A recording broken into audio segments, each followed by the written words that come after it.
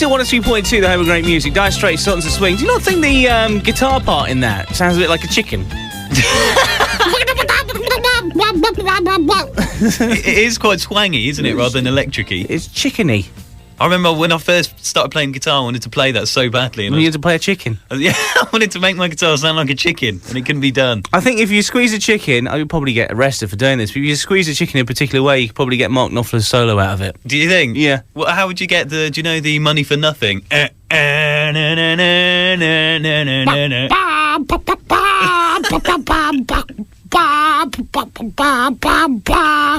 Right, okay. Yeah. You just go and squeeze a chicken. Yeah. Obviously, I don't advise anybody going out there and squeezing any chickens today. So, if you squeeze a chicken to get the sound of Dire Straits, how would you go about getting the sound of the London Boys? Loving your work there, Rob. Yep. Basically, what you do is you get two relatively nubile blokes dressed in strange sort of leather trousers hung on their muscly bodies by braces. Yeah. And tickle them a bit. Baby oil. Don't forget the baby oil. Baby oil, lots of spinning on heads, and then you got it. Yeah, London Boys, it's time for us to play you the London Boys documentary. I'm very excited. By the way, their album, The 10 Commandments of Dance. 12 Commandments of Dance. They've got 2 more commandments than Moses. Yeah, That's how good these guys are. How many songs on the album, by the way?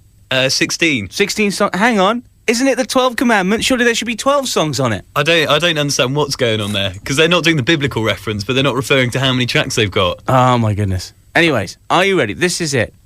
We should play some music. Should we play a little bit of this? Hang on. Have I got, like, some exciting Here Comes the Good Stuff music? I don't think I have. I was going to play the that bit, you know, the Pearl and Dean thing. There aren't any chickens we can squeeze, are there?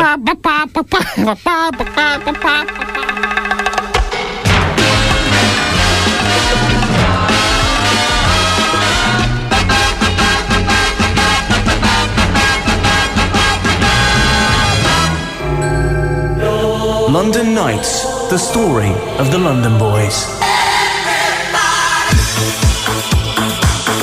Two childhood friends formed a partnership in 1986, which would produce some of the best pop to come out of the late 80s and early 90s. The London Boys were a British-German dance-pop duo composed of Edom Ephraim and Dennis Fuller.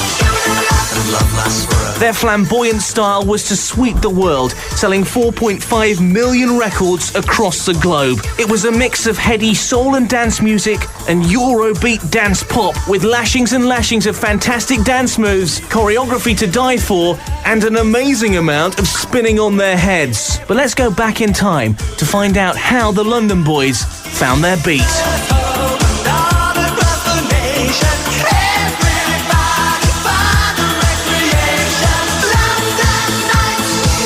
Edom Ephraim was born on the 1st of July 1959 in London, and Dennis Fuller the 19th of June 1959 in Jamaica. Although the band was formed in 1986, the pair had actually met in Greenwich in London, where they had both attended secondary school together. Furthermore, they had both been part of the roller skating act, the Roxy Rollers, in the early 80s. Roller skating, however, was not to be their calling. The record producer Ralph Rene Mau put the band together in 1986 in Hamburg, Germany. Ralph Rene was responsible for writing the London Boys' first album, The 12 Commandments of Dance, which was released in 1988. However, it was not until April 1989, when the single Requiem was released, that the London Boys came to the nation's attention.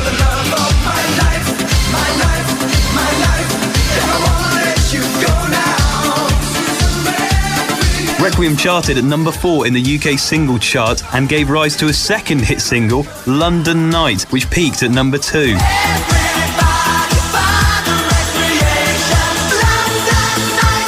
Their album, The 12 Commandments of Dance, was then re-released and also went to number 2 in the UK's album charts. The London Boys were everywhere, their rippling muscles on stages across Europe and the world. Their music videos were based around dance sequences and relationships and love and that. And at the height of their fame, they appeared on TVAM with the fitness instructor, Mad Lizzie.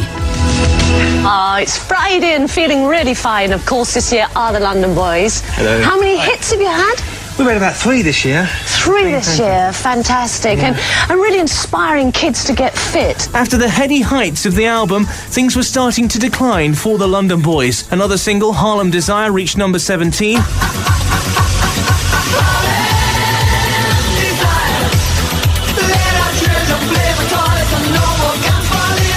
A fourth single from the album, a remix version of the 1987 release, My Love, reached number 46.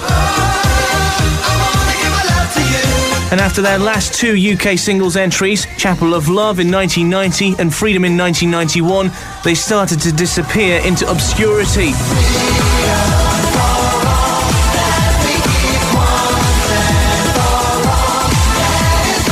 Unfortunately for the boys, their later recordings had little commercial success, with no further UK chart entries. In the early to mid-90s, they were dropped by their record label, and the band effectively split up. But they remained close friends, and in 1995, they were back, reformed for a crossover album called Hallelujah Hits, which incorporated Eurodance arrangements into traditional religious compositions.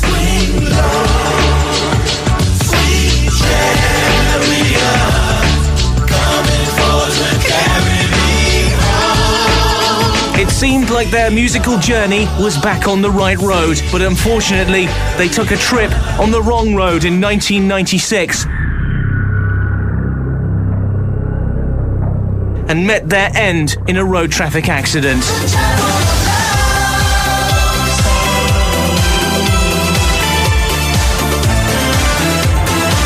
Dennis and Eden were travelling in the Austrian Alps on a mountain road on their way to a skiing holiday on the 21st of January that year, and along the route they met a car driving in the opposite direction. They both died in the accident. You're the love of my life, my life, my life, and I won't let you go now. But with 4.5 million records under their belt and music that lives on, the London Boys are still rocking. They're rocking in heaven and here on earth. So let's salute the London Boys. Let's praise them. Let's have a requiem, not for their deaths, but for their lives. Right, the London Boys, fantastic group from the 80s. They really changed my life around. I love the London Boys. Oh, I'm blushing just thinking about it. Oh, London Boys. I remember the song, but that's about it. But as soon as them boys came around, they lighted up my life. Oh my goodness, the London Boys, them boys. Oh my goodness, it set my heart a-racing. Eventually, when we work out the way to bring people back to life, they'd be first on the list for me. They'd be straight on the list. In my hand, I'm holding the braces that the London Boys wore live on stage and in their videos. It feels like I'm close to greatness, and it's fantastic to know that the London Boys' legacy lives on.